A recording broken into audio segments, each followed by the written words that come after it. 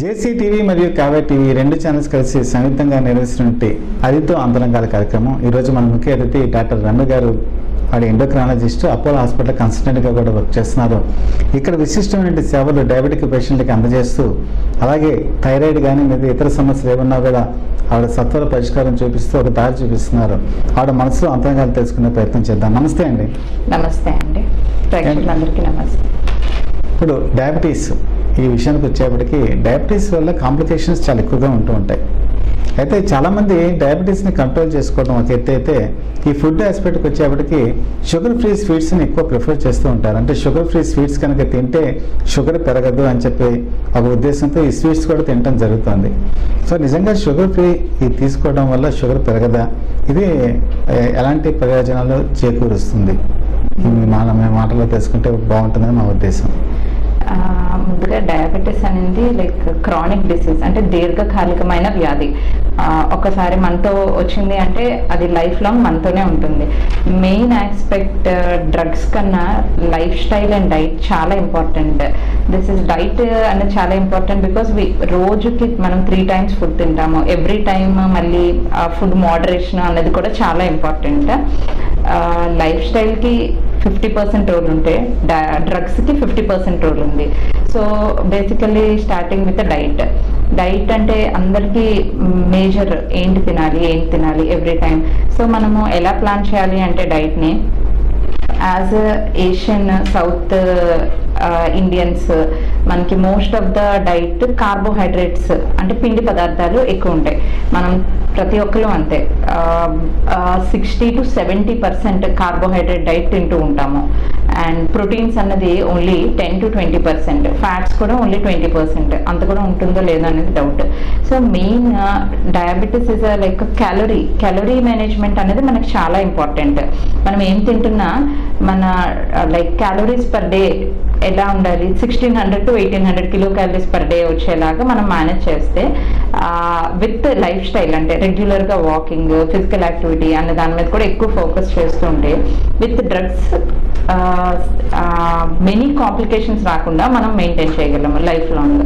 So coming to the special question ఏంటంటే sugar free sweets తినచ్చా తినకూడదా? షుగర్ ఫ్రీ స్వీట్స్ అంటే లైక్ స్వీట్లో కూడా కార్బోహైడ్రేట్స్ ఉంటాయి. షుగర్ ఫ్రీ అంటే ఎస్పెషల్లీ గ్లూకోజ్, సుక్రోజ్, ఫ్రక్టోజ్ అవి లేని వాటిని షుగర్ ఫ్రీ అంటాం. కానీ ఆ స్వీట్నెస్ రావడానికి సెకరైన్, ఆస్పర్టేమ్ అని యాడ్ చేస్తుంటాం. దానివల్ల లో క్యాలరీస్, నో క్యాలరీస్ ఉండొచ్చు. కానీ స్వీట్ అనేది మేడ్ ఆఫ్ క్యాలరీసే. లైక్ ఇప్పుడు పాలకోవా చేసినా లేకపోతే కాజా చేసినా లోపల అంతా కూడా కార్బోహైడ్రేట్స్. సో మనకు overall calorie management, carbohydrate management important. ఏది తిన్నా కూడా in limit, in moderation important. So sugar free sweet తిన్నా, విత్ షుగర్ స్వీట్ తిన్నా మన క్యాలరీస్, ఒక స్వీట్ తింటే 100 కిలో క్యాలరీస్ వస్తుంది. అది మనం గుర్తుపెట్టుకోవాలి.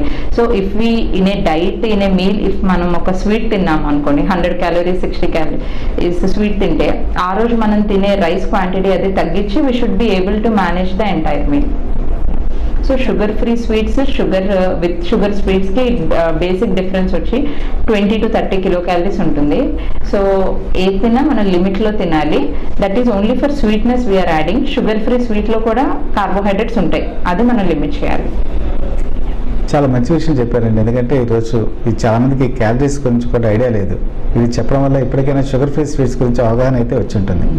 అయితే ఇప్పుడు విశాఖపట్నం కనుక తీసుకుంటే ప్రపంచవ్యాప్తంగా కూడా కరోనా అంటే భయపడిపోతున్నారు.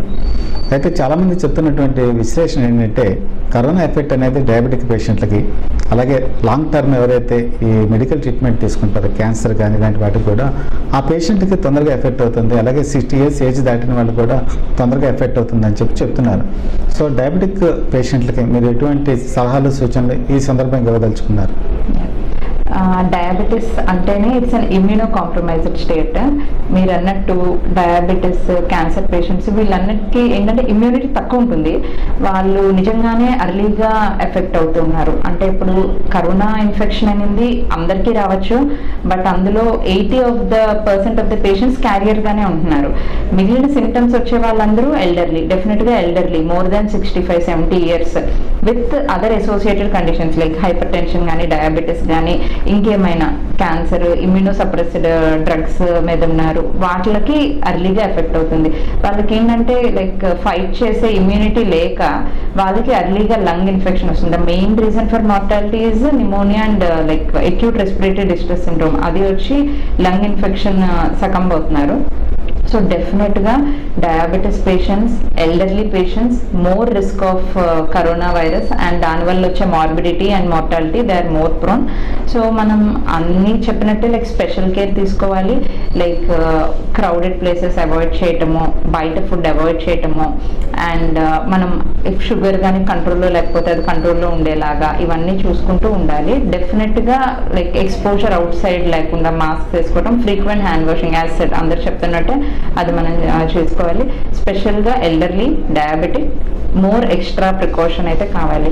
వీళ్ళు బయటకు వెళ్ళకపోయినా వాళ్ళ ఫ్యామిలీ మెంబర్స్ బయటకు వెళ్ళటం అవన్నీ ఉంటాయి. సో సోషల్ డిస్టెన్సింగ్ అనేది మెయింటైన్ చేస్తే బాగుంటుంది. క్రౌడెడ్ ప్లేసెస్ని అవాయిడ్ చేయడం, మీటింగ్స్, గ్యాదరింగ్స్ వీళ్ళు అవాయిడ్ చేసి అట్లీస్ట్ ఒక 2-3 months అట్లా కేర్ఫుల్గా ఉంటే దానివల్ల వచ్చే మార్బిడిటీ లేకుండా లైక్ మనం హెల్ప్ చేయగలం.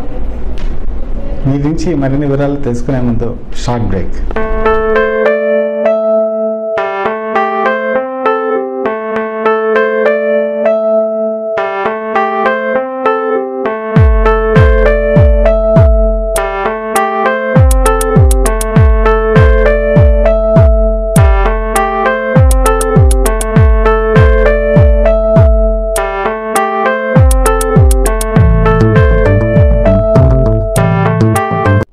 తర్వాత తిరిగి మళ్ళా కార్యక్రమంలోకి. అండ్ ఇప్పుడు డయాబెటీస్ వచ్చిన తర్వాత అలోపతి ట్రీట్మెంట్ అందరూ తీసుకుంటూ ఉంటారు, కానీ at the same time ayurvedic మళ్ళీ హోమియోపతి ఈ 2 సిస్టమ్స్ కూడా ఫాలో అయ్యే వాళ్ళు ఉంటారు. అంటే ఒక అలోపతి ట్రీట్మెంట్ తీసుకుంటూ ఈ 2 తీసుకోవడం వల్ల ఏమైనా నష్టం ఉందా, లేకపోతే ఏదైనా పాజిటివ్ వేలో వెళ్ళే అవకాశాలు ఉన్నాయా? యాజ్ ఎ ఎలోపతిక్ డాక్టర్ నేను హోమియో, ఆయుర్వేదిక్ అంటే డ్రగ్ ఏముంటుందో అట్లా అవన్నీ నాకు తెలీదు.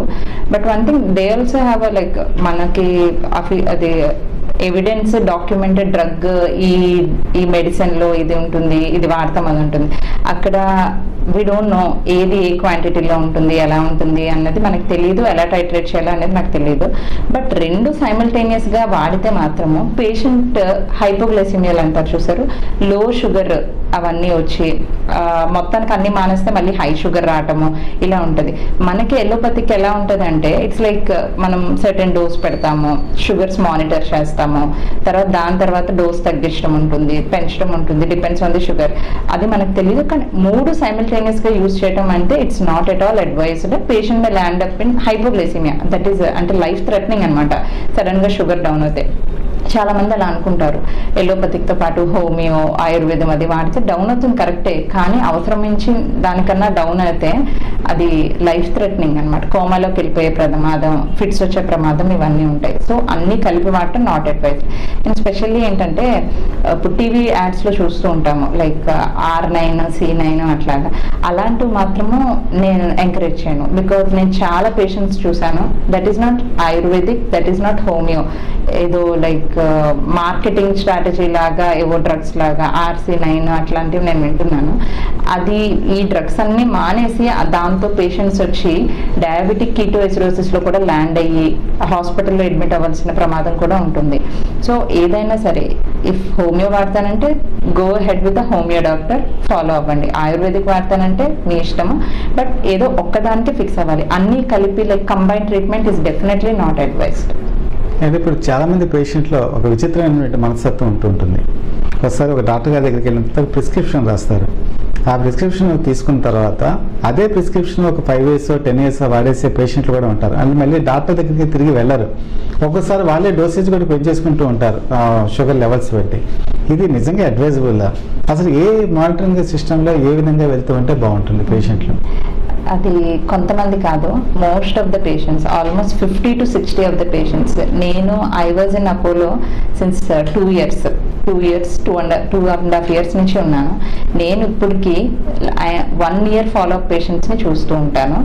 బట్ అది చాలా కామన్, అన్లెస్ అదర్వైజ్ మనకి ఏ కాంప్లికేషన్స్ లేనంత వరకు. But our sincere advice is మీరు ఎవ్రీ 3 months షుగర్ టెస్ట్లు చేసుకోవటం, లైక్ తినక ముందు తిన్న తర్వాత HbA1c average 3 months sugar, at least once in an year complete comprehensive body testing, like eye examination, nerve test, foot examination, renal test, lipid profile, cardiac evaluation ఏమన్నా అవసరమైతే ఇవన్నీ మంచివి. సడన్గా ఏమవుతుందంటే పేషెంట్స్ చూసుకుంటారు, షుగర్ వరకే చూసుకుంటారు. షుగర్ అంటే ఏంటి, తినక ముందు తిన్న తర్వాత షుగర్ చూసుకుంటారు. వాళ్ళకి అంత స్ట్రిక్ట్గా ఏముండదు. ముందు 200 ఉండింది, ఇప్పుడు 160 అయింది, బాగుంది అనుకుంటారు. ముందు 300 ఉండింది, 300 ఉంది, ఇప్పుడు 200 ఉంది, అట్లా చాలు అనుకుంటారు. అలా కాదు. మనం ఎప్పుడైనా సరే తినక ముందు తిన్న తర్వాత షుగర్ ఏంటి, ముందు రోజు తినే ఫుడ్ బట్టి ఉంటుంది. మనకి యావరేజ్ 3 months షుగర్ అనేది చాలా ఇంపార్టెంట్. HbA1c దాన్ని కూడా స్ట్రిక్ట్గా 6.5 to 7 మధ్యలో ఉండాలి. ఇవంతా డాక్టర్ దగ్గరికి వెళ్తే మీకు తెలుస్తుంది. అంతేగాని ల్యాబ్ వాల్యూస్ ప్రకారం, ఇప్పుడు ల్యాబ్ దగ్గర టెస్ట్కి వెళ్తారు, వాళ్ళొక వాల్యూస్ ఏమో ఉంటాయి, ఫాస్టింగ్ షుగర్ ఎంత ఉంటే, పోస్ట్ ప్రాండియల్ ఉంటే వాళ్ళే చెప్పేస్తారు. That is not at all advised. మనకి ఏమవుతుందంటే డయాబెటీస్ అనేది లైఫ్ లాంగ్ ప్రాసెస్. ఒక్కొక్కసారి సడన్గా రీనల్ టెస్ట్లు ఆల్పవచ్చు, అవన్నీ మనకు తెలియదు కదా. డాక్టర్ దగ్గరికి వెళ్తేనే సంవత్సరంకి ఒకసారి కిడ్నీ టెస్ట్ చేయించుకోవాలి, ఐ టెస్ట్ చేయించుకోవాలి. ఐలో ఏమైనా ప్రాబ్లం వచ్చినా అది సిమ్టమ్స్లా బయటపడదు. అంటే లైక్ మొత్తాన్ని చూపు తగ్గితే కానీ మనకి ఐలో షుగర్ వల్ల ప్రాబ్లం వచ్చింది అన్నది తెలీదు. సో డయాబెటీస్ అనేది లైఫ్ లాంగ్ ప్రాబ్లమ్. అది మనం ఎంత స్ట్రిక్ట్గా కంట్రోల్లో ఉంచుకుంటే అంత లాంగ్ టర్మ్ వితౌట్ ఎనీ కాంప్లికేషన్స్తో will lead a normal life. So మేము ఏం చెప్తున్నామంటే అట్లీస్ట్ 3 months లేకపోతే at least once in 6 months you visit a doctor, and at least once in an year complete body testing, eye, nerves, foot, kidney ఇవన్నీ చేయించుకుంటే ఎర్లీగా ఏమన్నా complications రాకుండా అంటే ఉండవు. అట్లీస్ట్ ఒక లాంగ్ టర్మ్ లైక్ 15-20 yearsలో ఏదో ఒకటి వస్తుంది కదా. సో అర్లీగా డిటెక్ట్ చేస్తే ఫర్దర్గా పేషెంట్ డిట్యూరేట్ అవ్వకుండా వీ కెన్ హెల్ప్ దెమ్. అంటే హార్ట్ అటాక్ ఈ విషయానికి వచ్చేప్పటికి హార్ట్ అటాక్ అందరికీ ఒక ఏజ్ తర్వాత వస్తూ ఉండే అవకాశాలు ఉంటాయి. అయితే హార్ట్ అటాక్ వచ్చినప్పుడు పెయిన్ అనేది జనగా కనిపిస్తూ ఉంటుంది. కానీ డయాబెటీస్ విషయానికి వచ్చేప్పటికి కొంతమందికి పెయిన్ కూడా తెలియదు అని చెప్పి చెప్తూ ఉంటారు. అలాగే ఆ డయాబెటీస్ బీపీ ఉన్న వాళ్ళకి 5 times ఎక్కువ రిస్క్ ఫ్యాక్టర్స్ కూడా ఉన్నాయని చెప్పి అనాలిసిస్ చెప్తుంది.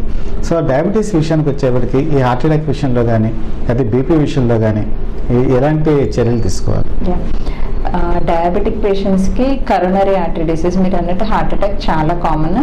మెయిన్ ఏంటంటే లాంగ్ టర్మ్ డయాబెటీస్ ఉన్న వాళ్ళకి కాళ్ళలో ఎలాగా స్పర్శ అది తగ్గుతుందో అలాగే ఆటోనామిక్ న్యూరోపతి అంటాం. అంటే హార్ట్కి సంబంధించిన నర్వ్స్ కూడా ఎఫెక్ట్ అవుతాయి. దానివల్ల మనకి చెస్ట్ పెయిన్ రాదు, దాన్ని సైలెంట్ అమ్మాయి అంటాము. సో స్పెషల్లీ అందుకని చెప్తున్నాం వన్స్ ఇన్ 1 year ఈసీజీ అట్లా తీర్చుకోవటము, లేకపోతే కార్డియాక్ ఎవాల్యుయేషన్. స్పెషల్గా వాళ్ళకి ఎలా ఉంటుంది అంటే చెస్ట్ పెయిన్ రాదు, కానీ చెస్ట్ హెవీనెస్ ఉండొచ్చు. లేకపోతే ఎర్లీగా వాళ్ళ సిమ్టమ్స్ ఎలా డిటెక్ట్ అవుతుంది అంటే ఆయాసం రావటము, కొంచెం దూరం నడిస్తే ఆయాసం రావటం, లేకపోతే నిద్రలో పడుకొని సడన్గా ఆయాసం వచ్చి మెలకు రావటము, ఇవన్నీ కామన్గా ఉంటాయి. అలాంటివి అస్సలు నెగ్లెక్ట్ చేయకూడదు. లైక్ ఒక ఫ్లోర్ స్టెప్స్ ఎక్కితే ఇదివరకు ఏం ఇబ్బంది ఉండేది కాదు, ఇప్పుడు సింగిల్ ఫ్లోర్ ఆఫ్ స్టెప్స్తో ఆయాసం రావటము, అది చాలా important sign in diabetics. Because వాళ్ళకి క్లాసిక్గా చెస్ట్ పెయిన్ రాదు రిమైనింగ్ పేషెంట్స్ లాగా. సో ఆయాసంగా ఉన్న, చెస్ట్ డిస్కంఫర్ట్గా ఉన్న, హెవీగా ఉన్న కార్డియాక్ ఎవాల్యుయేషన్ ఖచ్చితంగా చేయించుకోవాలి. మోస్ట్ ఆఫ్ ద టైమ్స్ ఈ కార్డియాక్ పేషెంట్స్కి, డయాబెటిక్ పేషెంట్స్కి ఏమవుతుందంటే ఇట్లాగా లాంగ్ టర్మ్ ఎప్పటి నుంచో ఉంటుంది, పెయిన్ ఉండదు, డిటెక్ట్ అవ్వదు, సడన్గా మ్యాసివ్ స్ట్రోక్ వచ్చి ఇబ్బంది పడతారు, సడన్ డెత్ అయ్యే అవకాశం ఉంటుంది. తర్వాత మీరు అడిగిన రెండో ప్రశ్న, డయాబెటిక్ ఉన్న వాళ్ళకి హార్ట్ అటాక్స్ ఎస్, అది 5 to 10 times కాదండి, it's more than 50%. Non diabetic పేషెంట్కి డయాబెటిక్ పేషెంట్కి ఉండే అవకాశాలు చూస్తే డయాబెటీస్ పేషెంట్లో నాన్ డయాబెటీస్ కంపేర్ చేస్తే 50% ఎక్కువ ఛాన్సెస్. బికాజ్ ఏంటంటే క్రానిక్ డయాబెటీస్ అంటేనే ఇన్ఫ్లమేటరీ స్టేట్, దానివల్ల ఎక్కువ కాలం నుంచి డయాబెటీస్ ఉండి ఆ ఇన్ఫ్లమేషన్ పెరిగి రక్తనాళాలు మూసుకుపోతాయి. అండ్ డయాబెటీస్ ఉన్న వాళ్ళు స్మోకింగ్ చేస్తే ఆ రిస్క్ ఇంకా 100 times పెరుగుతుంది. So the only advice diabetic పేషెంట్స్కి స్మోకింగ్ కానీ అలవాటు ఉంటే స్ట్రిక్ట్గా like along with diet, exercise, medicines ఎంత ఇంపార్టెంటో స్మోకింగ్ సెసేషన్ కూడా అంతే ఇంపార్టెంట్. స్మోకింగ్ సెసేషన్ స్టాప్ చేస్తే మనం హార్ట్ అటాక్ రిస్క్ కూడా తగ్గించవచ్చు అనమాట. So specially stop smoking and strict glycemic control, దీనివల్ల మనం కార్డియాక్ రిస్క్ని బాగా తగ్గిస్తాము. అండ్ ఇంకొకటి ఏంటంటే డయాబెటీస్ ఫ్యామిలీస్లో ఎలా రన్ అవుతుందో కరోనరీ ఆర్టరీ డిసీజ్ కూడా అలాగే రన్ అవుతుంది. ఇప్పుడు పేషెంట్కి ఫాదర్ మదర్ డయాబెటిక్ ఉండి ఎవరికైనా అర్లీ సిఏడి అంటే లైక్ 60 ఏళ్ళ లోపు కరోనరీ ఆర్టరీ డిసీజ్ వస్తే వాళ్ళ రిస్క్ ఇంకా పెరుగుతుంది. వాళ్ళకి 40 years లోపే chances of getting coronary artery disease. So మంచిగా స్క్రీనింగ్ చేసుకోవాలి, అవసరమైతే టీఎంటీ అది చేసి అర్లీగా మనం ఇంటర్వ్యూన్ చేస్తే మాసివ్ అటాక్ సడన్ కార్డియాక్ డెత్ని మనం ప్రివెంట్ చేయొచ్చు. ఓల్డ్ మూవీస్లో కనుక చూస్తేనండి గుమ్మడి గారి క్యారెక్టర్ ఉండేది, ఆయన ఎక్కువ హార్ట్ పేషెంట్ క్యారెక్టర్స్ ఎక్కువ వేస్తూ ఉండేవాళ్ళు. అయితే షుగర్ కానీ బీపీ కానీ రెండు కనుక ఉంటే వాళ్ళని హార్ట్ పేషెంట్ కింద ట్రీట్ చేయొచ్చు అని చెప్పేసి ఒక వాదన అయితే ఉంది. అంటే రెండు కనుక ఉంటే వాళ్ళని హార్ట్ పేషెంట్ కింద మనం భావించవచ్చా? అంటే మీరు అడుగుతున్నది షుగర్ బీపీ ఉంటే హార్ట్ పేషెంట్స్ గురించి భావించవచ్చు అని కాదు, హార్ట్ డిసీజ్ వచ్చే రిస్క్ పెరుగుతుందని. ఇందాకలే మనం అనుకున్నాము షుగర్ ఉంటే హార్ట్ డిసీజ్ వచ్చే రిస్క్ 50% ఎలా పెరుగుతుందో, ఆబ్వియస్లీ హైపర్ టెన్షన్ ఉన్న కార్డియాక్ ప్రాబ్లం కదా.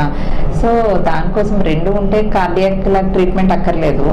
బట్ ఏంటంటే కొంచెం మంచి కార్డియాక్ స్క్రీనింగ్ అర్లీగా చేసుకుంటాము. లైక్ ఈసీజీలో జనరల్గా అబ్నార్మాలిటీ ఏమి రాకపోతే టీఎంటీ, నడవగలిగితే పేషెంట్ టీఎంటీ చేయటం, లేకపోతే స్ట్రెస్ ఈకో, సిటీ యాంజియో ఇవన్నీ చేసి అర్లీగా ఏమన్నా ఉన్నాయేమో అని డిటెక్ట్ చేస్తాం. అంటే మిగిలిన పేషెంట్స్తో కంపేర్ చేస్తే డయాబెటీస్ హైపర్ టెన్షన్ ఉన్న వాళ్ళకి early screening of coronary artery disease advice చేస్తాం. చిన్నగా ఏమన్నా లీజన్స్ ఉంటే అప్పుడు బ్లడ్ అది పలచబట్టడానికి ఎలాగ ఈకోస్ప్రిన్ అవి పెడతాం అనమాట. ఏమన్నా ఎవిడెన్స్ ఉంటేనే పెడతాము. లేదు అంటే ఒకప్పుడు ప్రీవియస్ గైడ్ లైన్స్ లైక్ 2014-15లో ఇలాగ డయాబెటీస్ హైపర్ టెన్షన్ ఉంటే కరోనరీ ఆర్టరీ డిసీజ్ పెట్టే మెడిసిన్స్ పెట్టమనేవారు. కానీ ఇప్పుడు అలా లేదు.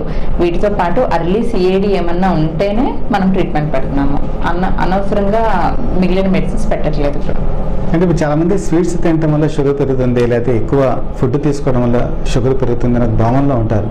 కానీ చాలామంది యాంగ్జైటీ ఫీల్ అవ్వటం, టెన్షన్ ఫీల్ అవ్వటం, ప్రతి దానికి వర్రీ అవ్వటం, వీటి వల్ల కూడా షుగర్ పెరిగే అవకాశాలు ఉన్నాయా? డెఫినెట్గా అండి. ఇప్పుడు మనం సైంటిఫిక్ దీంట్లో మాట్లాడుకుంటే యాంగ్జైటీ, స్ట్రెస్ వీటన్నిటిలో ఏంటంటే మన ఒంట్లో కెటకాలమైన్స్, కార్టిసాల్ హార్మోన్ పెరుగుతుంది.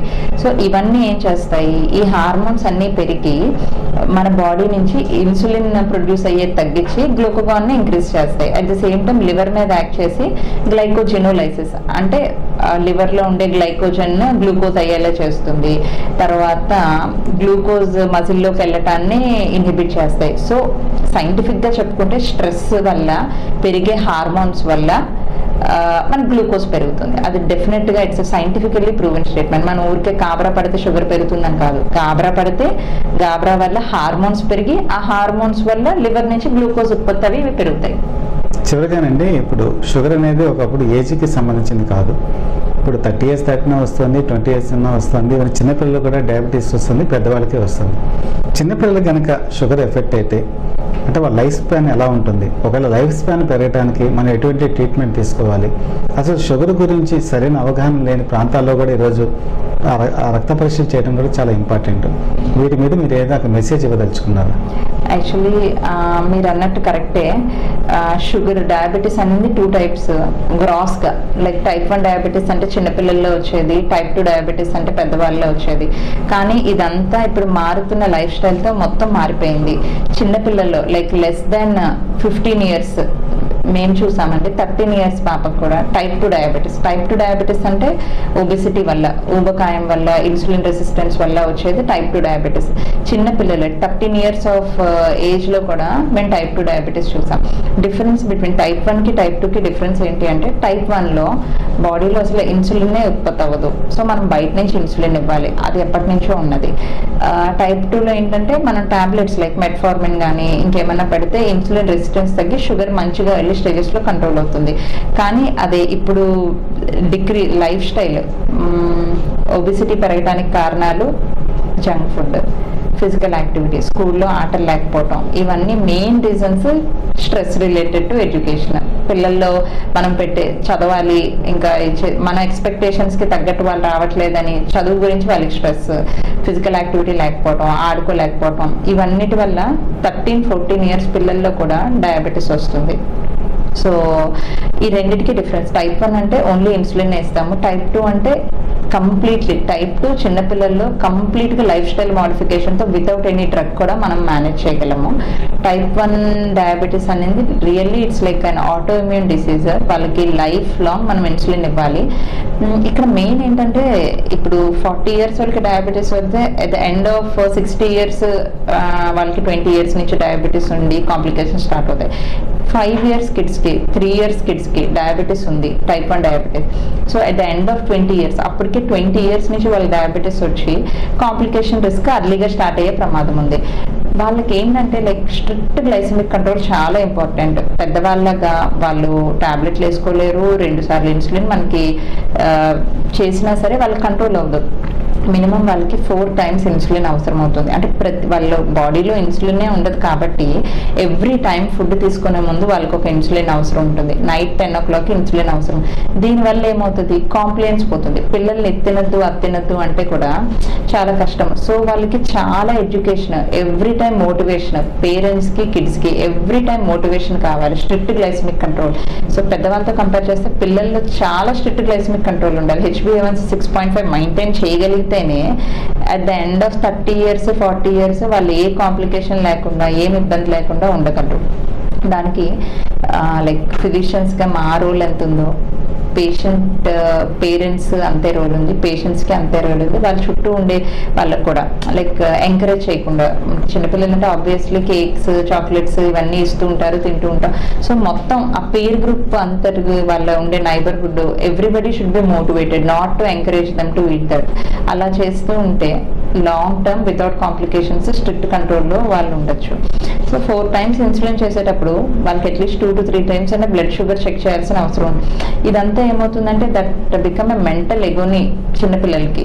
బట్ అదంతా కోప్ చేసుకుని అది ముందుకెళ్తేనే 30 to 40 years without any complications వాళ్ళు ఉండగలరు. అది చాలా complicated, but we should do that. చాలా చక్కటి విషయాలు చెప్పారండి. అడిగిన వెంటనే మాకు సమయం వెచ్చించి అమూల్యమైన విషయాలు డయాబెటీస్ గురించి చెప్పడం జరిగింది. సో భవిష్యత్తులో అందరూ కూడా ఎవరైతే వీక్షకులు ప్రేక్షకులు ఉన్నారో ఈ జాగ్రత్తలు తీసుకుని వాళ్ళ జీవన ప్రమాణాలు పెంచుకుంటే మాకు ఒక సాధకత ఏర్పడుతుంది. ఇంటర్వ్యూ చేయడం వల్ల ఈ అవకాశం ఇచ్చినందుకు మా ఛానల్స్ తరఫున మనస్ఫూర్తిగా ధన్యవాదాలు తెలియజేసుకుంటూ సెలవు తీసుకుంటున్నాను. నమస్తే అండి. నమస్తే.